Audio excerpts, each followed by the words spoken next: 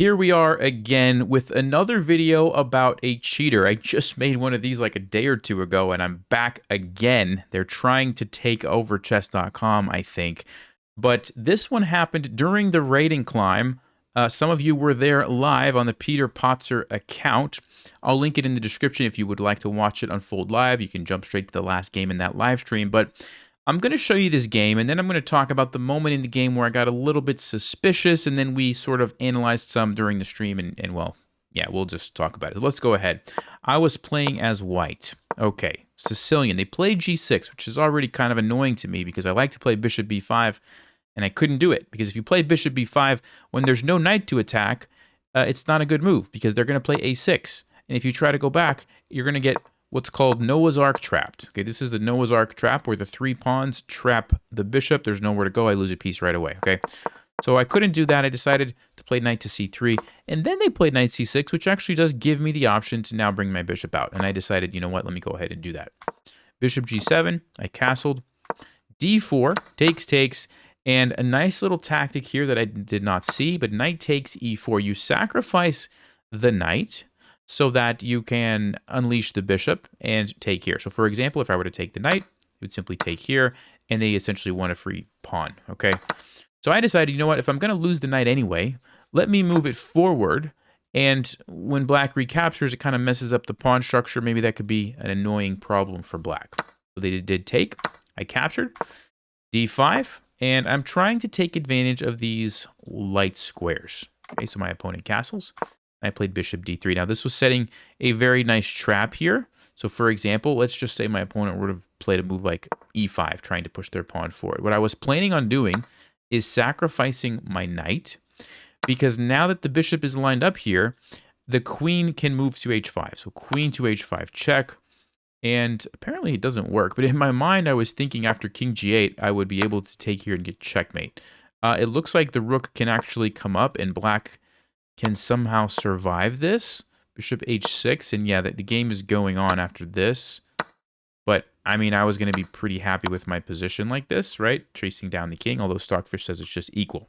But okay, that was my plan. Of course, black, and at the time I didn't know that they were using the engine, but they played the best move, knight to e5. Now, why does this move stop my plan? Well, because now if I play knight takes h7 and try to go queen h5, they simply go back, and I don't have the follow-up bishop takes g6 because the knight simply takes me, and I really have nothing going on there. So that's why it's a good move, and I had to change my plan, so I played f4.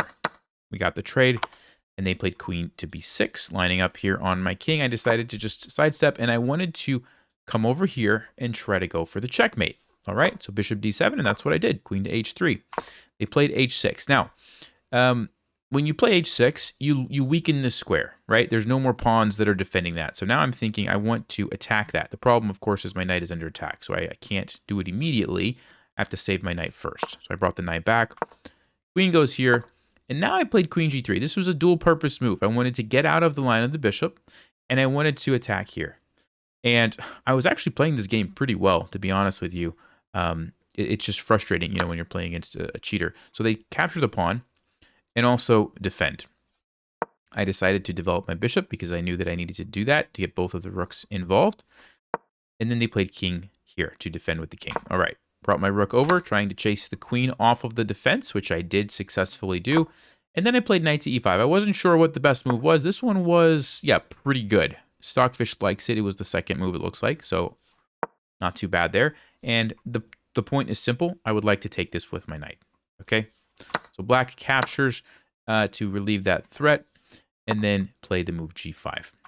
h4. I'm trying to get at the king. I'm trying to get rid of the pawn so that my queen, bishop, and maybe rook can checkmate the king. Okay, they captured. I captured. They took here. I took here. Now, I wanted to take with the queen, but then I said, okay, the king's going to go back, and yes, I can go check, but that doesn't really help me because the queen just blocks, and I didn't see how I was going to make progress here, right? I'm down a bunch of pawns, 3, 4, 5 against 2. So I don't really want to go into an endgame, but I didn't see anything else to do. So because of that, I took with the bishop. Now, this is a very tricky position, okay? And this is where my opponent starts making these incredible moves. a trade here, which is a bit weird. Normally, I don't like to give up the file like this when I, if I'm playing a game, I'm not going to give up the file by trading because that doesn't seem to make sense. But in this case, it was exactly what needed to happen. And then this move, King G6, such a non-human move. I mean, nobody, I shouldn't say nobody, but most people are not going to voluntarily move their king forward towards a queen when there's nothing defending it. And yet that was the best move. So I was surprised to see that. I remember in the stream, I was like, wow, our opponent is fearless, right? Of course, because if Stockfish is telling you what to do, why would you be afraid? Anyway, King G6. It's a good move. Gets out of the threat. And it turns out that the queen is actually defending very nicely. So, queen check. I decided to go for this. I'm threatening checkmate. And I thought it was going to be difficult for black to stop, but they played bishop to e8. And the bishop is coming over here. So I said, okay, I have to figure out something else. Queen to g8. And same idea. Now I'm again threatening here, but I'm also pinning the rook here. And my opponent comes up with a wild move, rook to b8. And the point, actually, is that it's defended by the queen now. And so there's no longer a pin. So it's actually a really good move. And next move, black is going to go here. And guess what? I don't really have any great moves. So I went with this because I was running low on time. You can see the time there. My opponent blocks with the bishop. I tried to find a move. After rook c8, I'm just in trouble. And there was a checkmate. Now, right here at the end of the game, these last couple of moves were the first time in the game when I was like, wait a minute, what's going on here? So right here, you come down with check. Now, as a human looking at this position, as soon as the king moves here, immediately I'm like, well, the only move that makes any sense is bringing the rook in. Like, what else are you going to do? You already have the queen. Now you need to bring the rook in.